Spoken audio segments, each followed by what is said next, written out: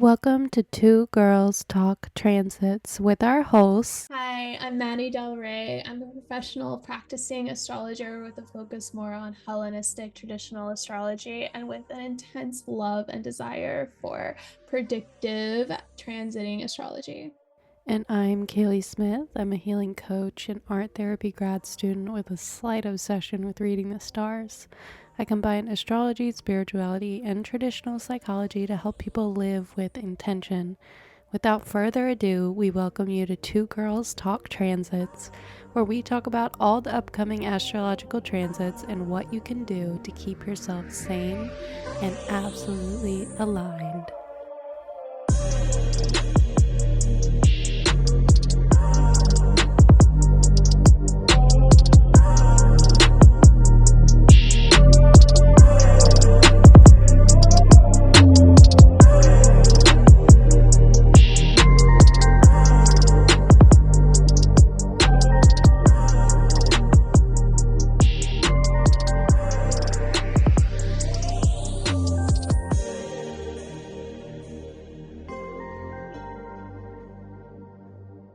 Hello and welcome everyone to the next episode of Two Girls Talk Transits. We'll be talking about the astrology of March 10th through March 16th, and I'm your host, Maddie. And I'm Kaylee. And let's get started. So, right off the bat, on the 10th of March, we start out with a new moon in Pisces really early in the morning, around 5 a.m. Eastern Time. And this moon is a unique one because we have Saturn and we have Neptune very close to it. So, I'll go ahead and pull up the chart. But, Kaylee, how are you feeling about this little new moon? Yeah, let's go ahead and look at the chart. I kind of want to see, I haven't looked at the chart yet, so I kind of want to see what comes up. But just as it's a new moon in Pisces, I had just put that this was like a time to make some heartfelt changes. I think we're going to talk about it a little bit more, but it's making an aspect to Uranus. Um, or I guess Jupiter is making that aspect to Uranus, right? No, so I mean, both of them are. So yeah, I mean, this is a new moon here at 20 degrees of Pisces, and we have Saturn here at 11 degrees of Pisces and Neptune at 27 degrees of Pisces.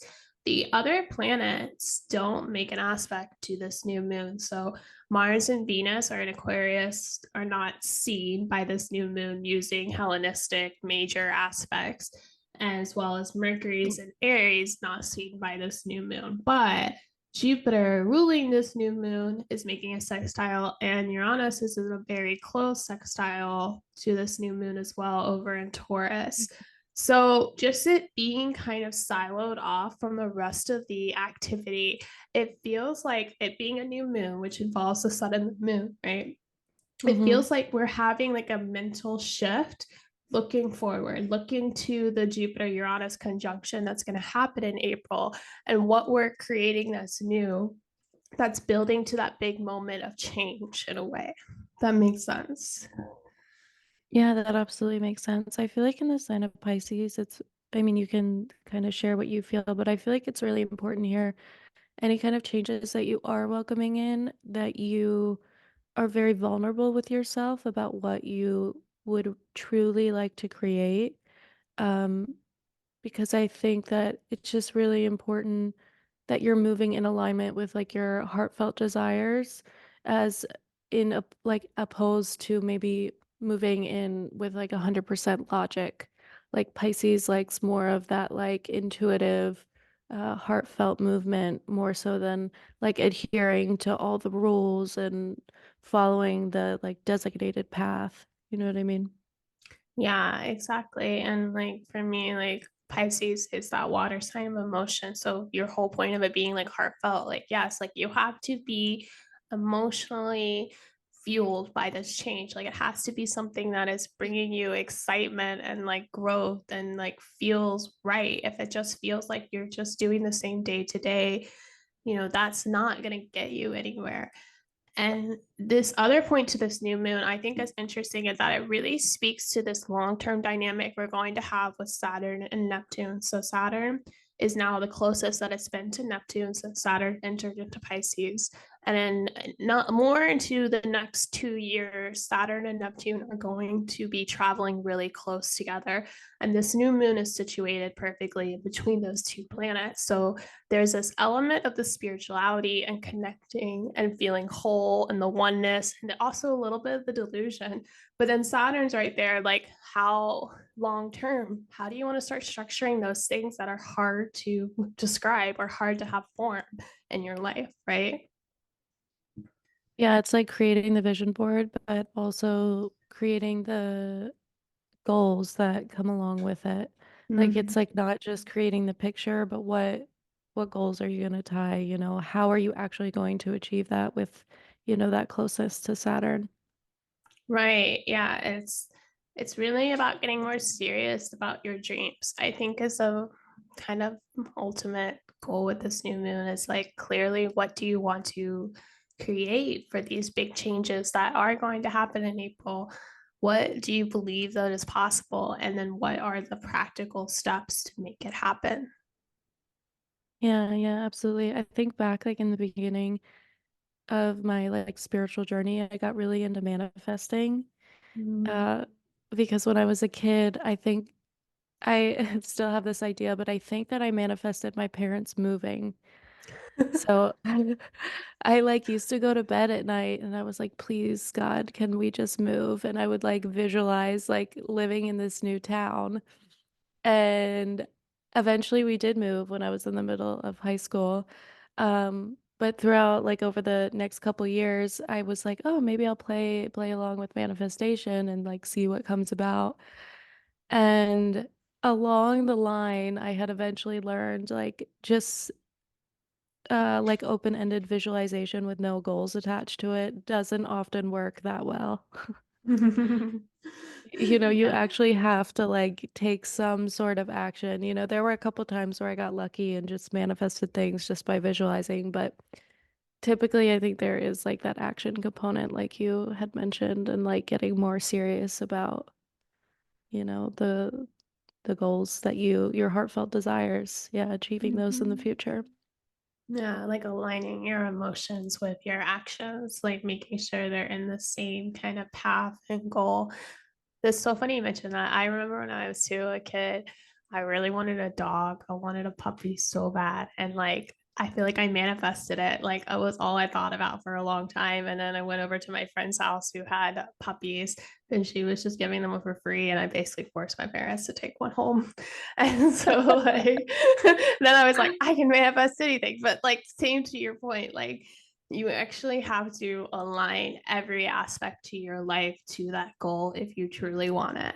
Like it Hmm. can't just be a wishy-washy thing. And I think with Saturn and this equation with this new moon, it's like, yeah, are you actually serious about what you want? Because you'll show me that you are. Like you'll prove it, you'll go do the thing. Yeah, like I do think that sometimes we do get lucky with manifestation. Like sometimes Mm-hmm. things can just pop in. But yeah, with this Saturn component, this is likely one of those times where we don't get just like randomly lucky with it. It's more so like you have to actually have a little bit of a plan. Yeah, you have to be Hmm. willing to get down and dirty and like do the work overall to make it happen. So Yeah. that's that Pisces new moon, and this is our last lunation before eclipses. So, Uh-oh. enjoy that little precursor. Also on the 10th, later on in the evening, Mercury in Aries will be completing a sextile to Pluto in Aquarius.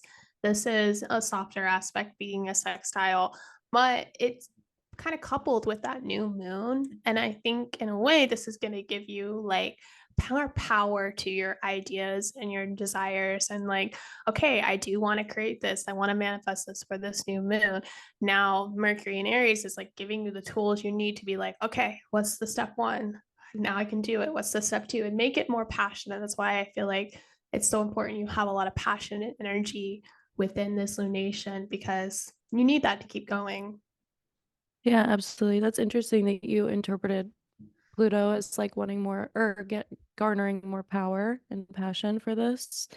Yeah, I had looked at it a little bit differently, like wanting to get like to the deeper knowledge of whatever it is that you're wanting to implement, like get really deep into it, but can absolutely be like a power thing too, like gathering all those kind of emotional resources that you have to be able to charge forward. Wouldn't it be just both though, right? Like if you're gathering information, don't you feel more powerful when you have a deeper understanding of something anyway? Yeah, that is so true, actually. I thought that was just me, but No, it's yes, like, you yeah. need to be the expert, right? So like if you Yeah. do know the ins and outs of the secret maze and you know where all the turns go and exactly how to get to the center faster than anyone, that automatically gives you power. So it could be that like literally gathering all the knowledge and knowing everything you need to know for this new moon and what you want to create, every aspect of what it takes to create that so that you feel more in control of this direction. Mm-hmm. Yeah. Yeah, I can absolutely see that. Cool. So Yeah. then, did you want to mention anything else about that? No, go ahead. So then we have Venus in Pisces. I'm excited for that. My natal Venus is in Pisces, and Pisces is exalted, right? Or Yes. this is exalted in Pisces. Yes, I love Venus and Pisces. So Venus will move into Pisces on March 11th, the day after the new moon. It's a pity we don't get her during the new moon, but it's okay. We'll take what we can get. Mm-hmm.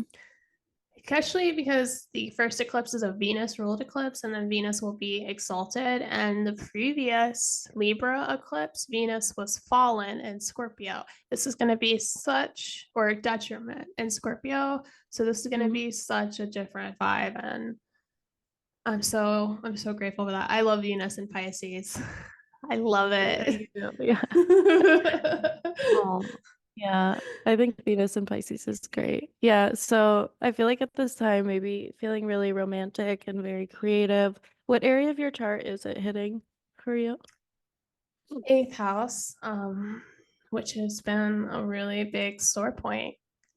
So I'm hoping that it's gonna bring a little bit more ease because Venus is that ease and comfort and flow. Like it is beauty, but it's beauty when there's like no stress, right? Like there's beauty when there's no obligations.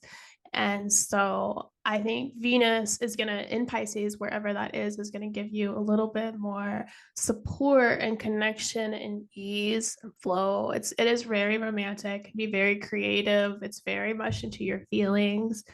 So yeah, I'm hoping with it going into my eighth house that I will get some sugar daddy vibes. I can stop That's doing this ideal, right? alone. Yeah, that's ideal. Yeah. I know That's my Venus. goal.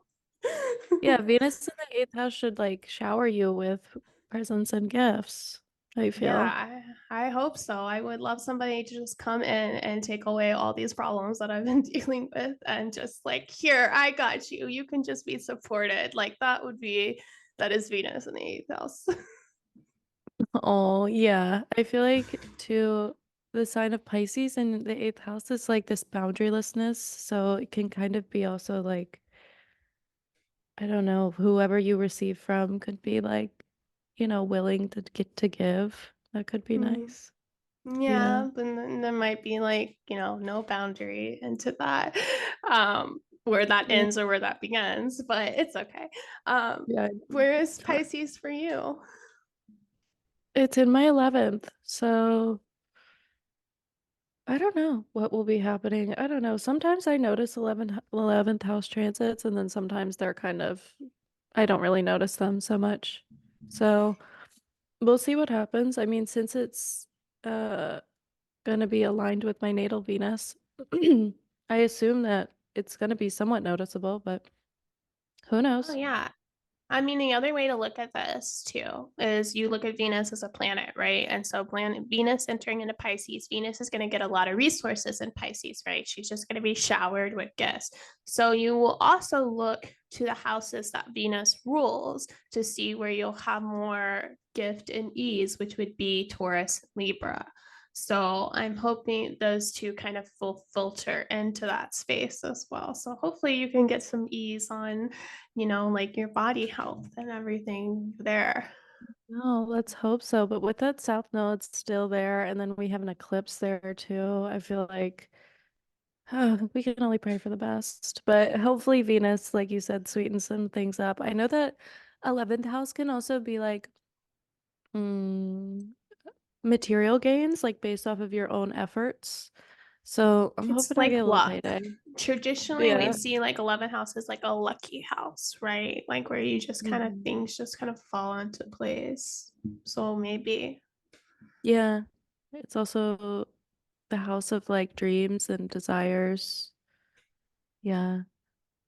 Interesting.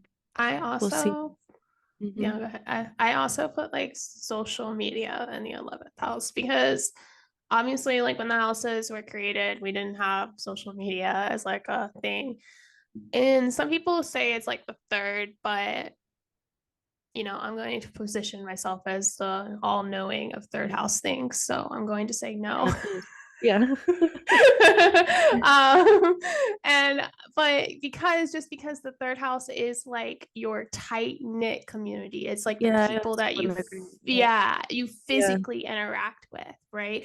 While as the 11th house is more of an abstract vision of your community, right? It's more of the Mhm. longer overarching full spectrum of the people that you surround yourself with. So I think that's more of like a social media place. So maybe if you aren't having a ton of like physical community experiences, maybe Venus and Pisces can also make things online and communities online grow for you as well.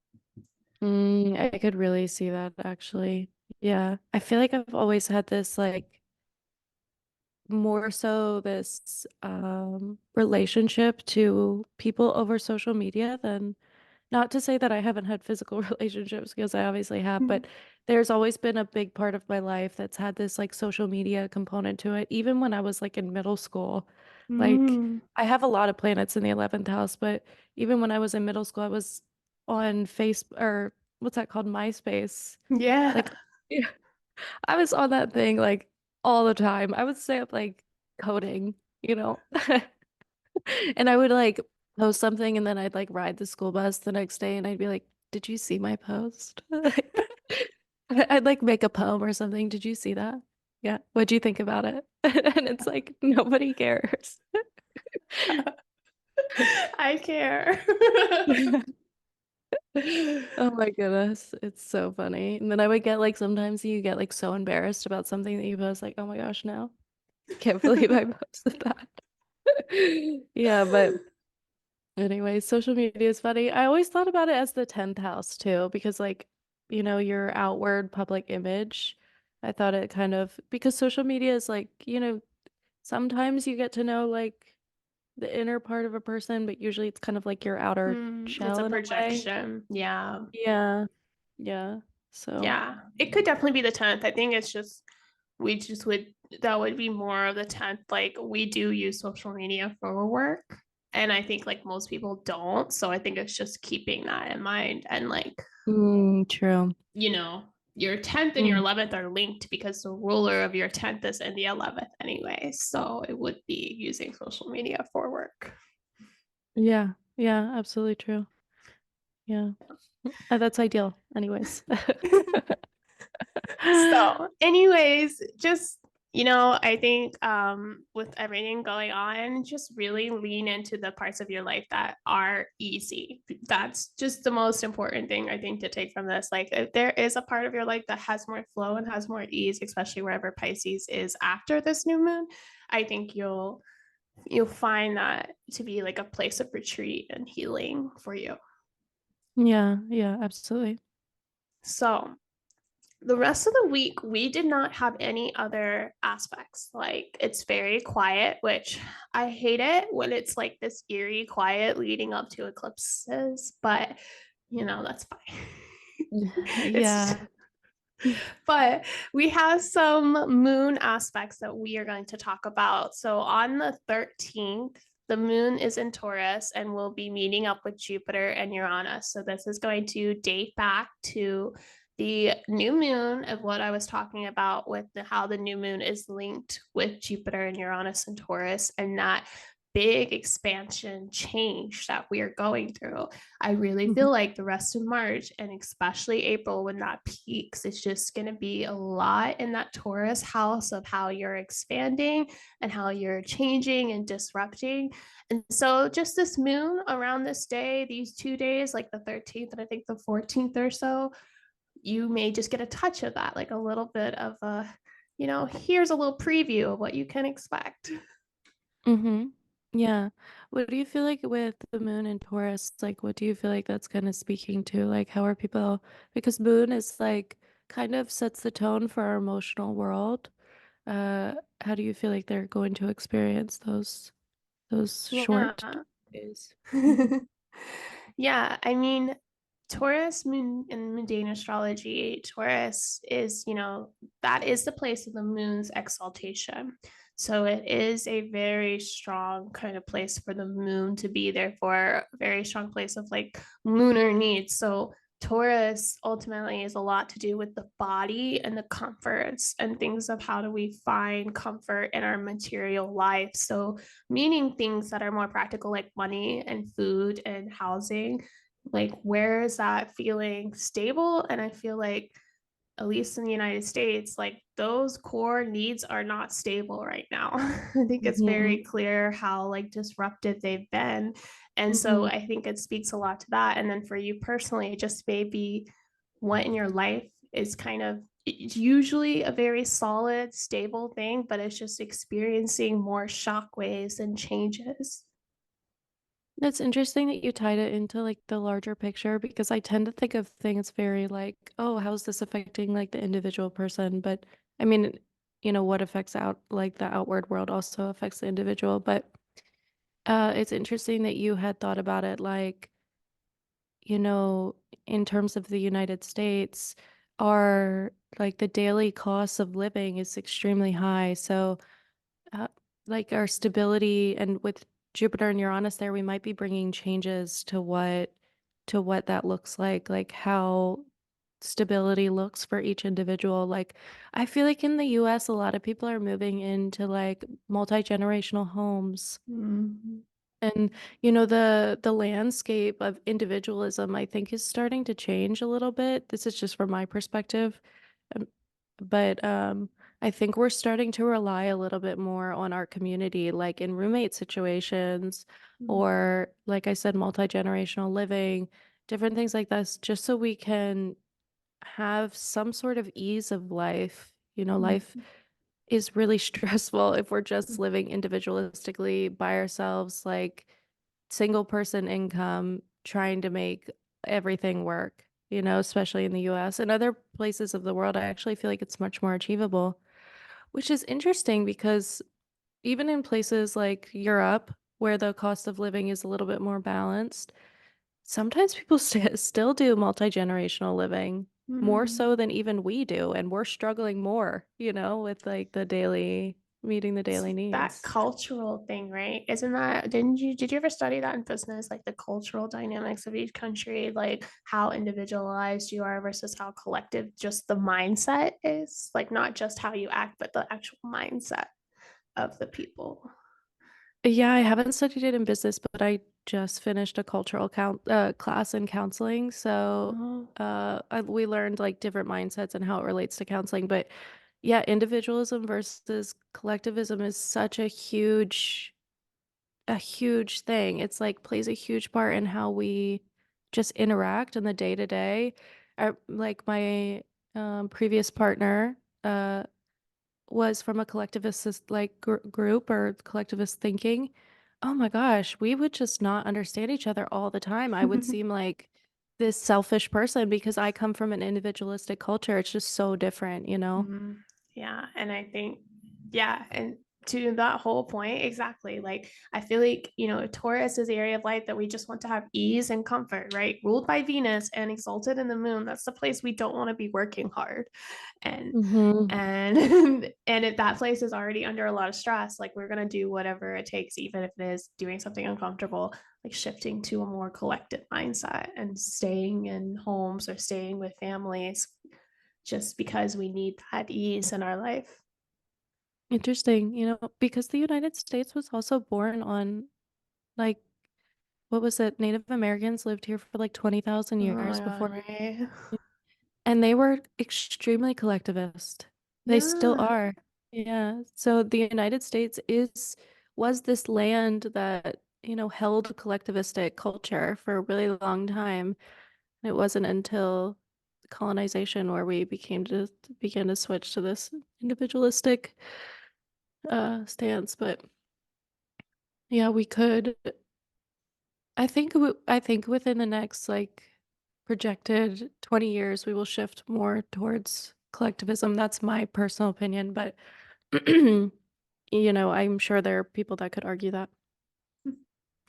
I think we'll have to see, and I think we'll get more of an understanding of what this means collectively for us in April. And so we'll just put a pin on that and come back to Yeah, we'll see. it. Especially though in the age of Aquarius, we're Yeah. in the Aquarian age, right? Yeah.